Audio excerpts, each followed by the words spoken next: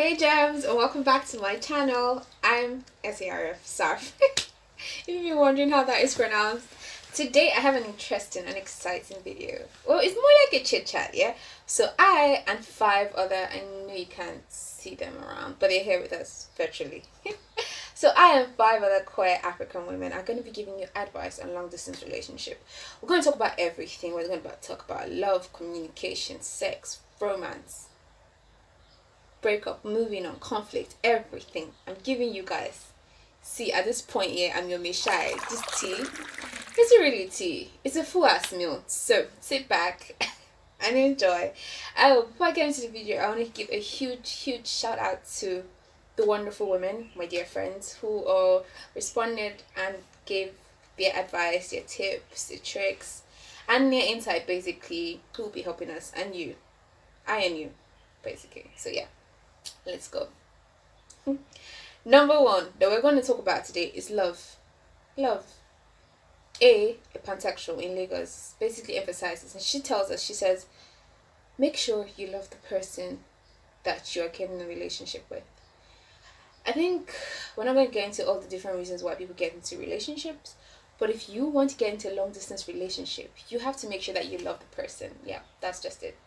Be sure that you love this person and you want to do this with this person. Now, let's move about the map a bit, right? So still in Nigeria, another queer woman who is a bisexual from Abuja, F.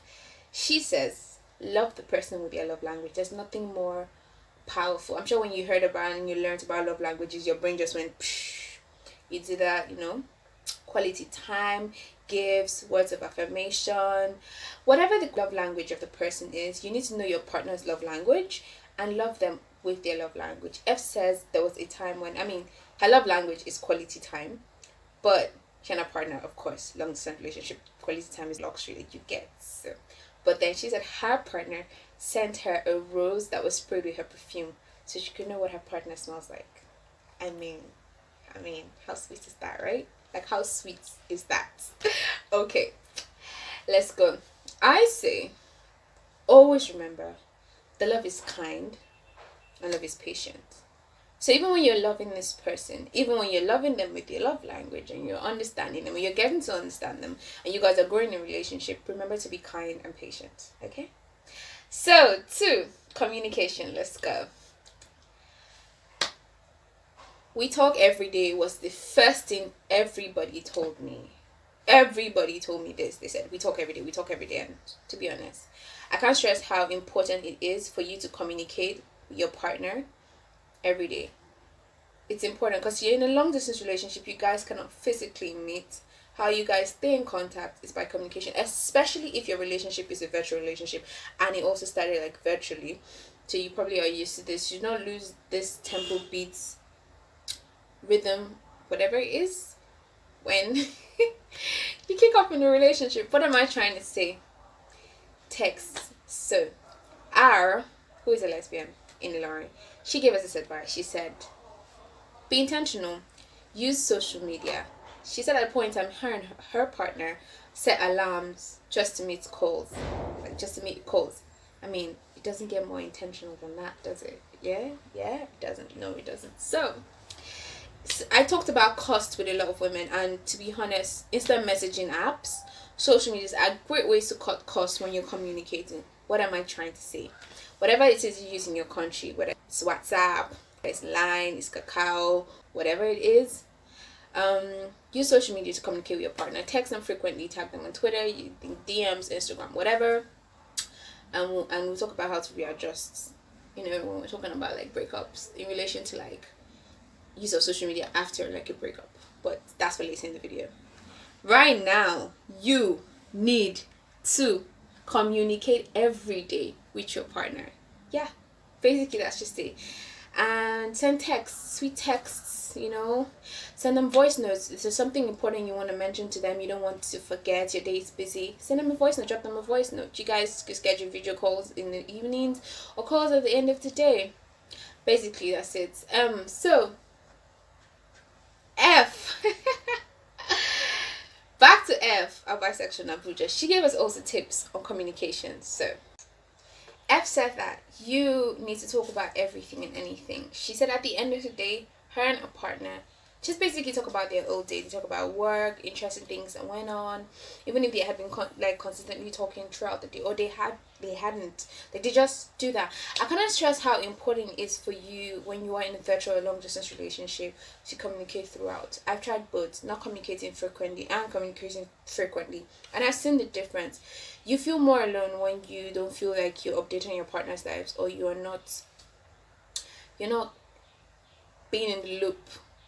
And when you feel alone, when you feel like you're not carried along, insecurity sets in. When insecurity sets in, suspicion sets in. When suspicion sets in, assumption sets in, conflict is created, and then you're just not happy, you're not fulfilled.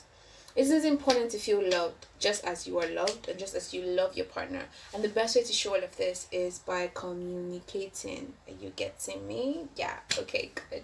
So, the third thing we're going to talk about, romance and doing things together.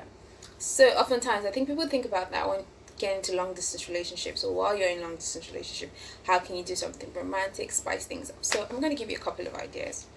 Number one, virtual dates. Virtual dates became very popular during the lockdown because, I mean, the world was on pause and we all had to stay at home to save each other. So, yeah. And those people who were not lucky to get into quarantine or lockdown or self isolation, or just basically stay home with their loved ones, cut on what we who've been doing long distance or virtual relationships have known, the magic of virtual dates. What is a virtual date, you might ask? It's basically you just choosing to do an activity with the person you love virtually. Either you guys are on Skype, or you're on a video call, or an audio call, whatever. It's basically just, there are tons of things you could do, from cooking together, virtual karaoke. Ooh, I love virtual karaoke. I hosted a bunch during the lockdown anyway. Virtual karaoke, to having dinner dates, movie nights, a bunch of things you guys could do. Either playing, having a Scrabble tournament on, or game app. Virtual dates can cover a bunch of things, and I highly recommend you try virtual dates at least once in 2 weeks. Yeah, just switch it up, try something new, something different. In fact, D, Ekwe Ace in Ghana, she said she dresses up, literally, she and her partner will dress up, and then over Skype they would have their dinner layout and everything. They'll eat dinner together and just discuss and just laugh and just eat and have a good time. And during the lockdown, I remember, it was something I and my partner did a lot. We either order food for each other, and then just over video calls, we just sit down, eat the food together, looking at each other, all dressed up, because the fun is in getting dressed, pull out, everything, all your bubblers and everything. Just look good, feel good, and just share a wonderful time with this person that you love. So virtual dates are definitely one of the most romantic things you can do when you're in a long distance relationship. It could just be as simple as shopping, going to, taking your partner along with you to your favorite store or supermarket or something. And yeah. So another thing, I mean, romantic thing, send gifts. A gift doesn't have to be expensive. It just has to be thoughtful. I repeat, a gift doesn't have to be expensive. It just has to be thoughtful. And thoughtful based on what you think your partner will appreciate, something you feel is sentimental to both of you, or even something that you feel, you think they will appreciate. Different from the first thing I said, but quite similar. Anyway, so it could be as simple as sending them food to work when work is crazy. It could be simple as paying for their Netflix subscription, or buying them a sex toy, or sending them airtime, or paying for their data. It could just be anything. Make your gifts as way more frequent than any other thing. It could be a sweet text. It could be a poem. It could be sending them posts online that kind of really, really sweet, mushy, or empowering stuff that you feel they will love. Just sending it to them online. It could be anything. Yeah, and F says that she and her partner, they oftentimes will burn candle together, drink wine together, watch their favorite YouTubers together. Ugh, I mean, how adorable is that? Another thing that you can do that would definitely keep the romance going is shared silence. Now, this is not really, really popular, But it's a really beautiful thing. I did this with a friend of mine. My partner isn't really big on it, but I did this with a couple of friends of mine because yay, platonic club. But anyway, my point is, shared silence is remarkable. It's basically just you and your partner, either on the video call or the audio call. You both can feel each other's presence, so it gives you that feeling of if the person is in your physical space, but you're not really talking to each other. You're just enjoying the silence together. You could either be reading a book and they could be playing like a game, or they could be reading, or they could be working, or you guys just be doing random things. This is a bit different from when you say you do the virtual day where you both cook together. I mean, that is oftentimes more interactive and interesting, but and can be a mess quickly, by the way. So but mess can be fun, right? Yeah. So, and I think the last thing you can do, and yes, so yeah, D from Ghana, yeah, our queer ace in Ghana, she also mentioned shared silence. And when she mentioned, I was like, how could I have forgotten that? Like, shared silence is amazing. And last thing that you can do together with your partner when you're in a long distance relationship or a virtual relationship is to start and run a business together. Yeah, I know. Yeah. Our lesbian in Ilorin, she mentioned this. I can't even explain how, and I've seen about two couples who do this. They were ones that they were long distance relationship, then they finally are currently living together. But they started a business together. And our currently runs a very successful business with her partner, and they have been like long distance relationships partners for a couple of years. My point is, it can be a fun thing. I mean, now we have online businesses. You could pick a niche, something simple you could do, something you're both knowledgeable about. Pick different parts of it and expand. And do I have to start listing all the wonderful benefits of starting and running a business together? It can be stressful, but it will bring you together. And if you know your partner, it is super easy. Things just flow. So let's move on to sex. I separated romance and sex because they're two different things. Romance keeps that passionate vibe, that romantic and sexual passionate vibe and connection going, and sex is, mostly sexual. First thing I cannot overemphasize is phone sex. Yeah.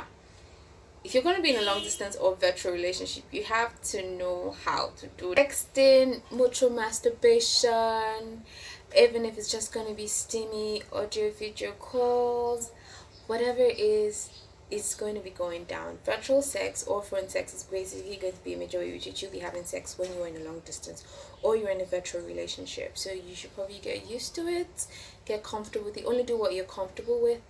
Many of the women who have been advising us in this video mentioned that they send sexy, I myself do that, they send really sexy pictures to their partners. Doesn't have to be nudes, but even if you are sending nudes or you're sending videos of you, say for example masturbating, or you're sending sexy videos of you in your lingerie, whatever, make sure you're comfortable and you do not show your face. If you're not comfortable with your face, don't show your face, because revenge porn, which is actually a form of sexual violence where a person shares sexual pictures of content of a person in a sexual way, either pictures or videos, without their consent on online platforms, is actually a thing that happens whether in queer relationships or hetero relationships. Revenge porn is very bad, but to be on the safe side, to protect yourself from that,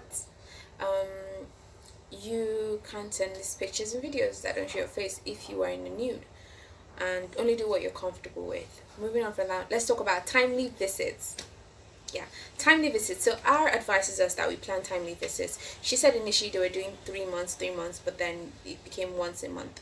Whatever the time you want to pick, depending on your schedules, money, your budget, the distance, whatever it is, plan timely visits. You should create a schedule for who is going to visit who, where, when, how, all these things, and plan and save for expenses rather.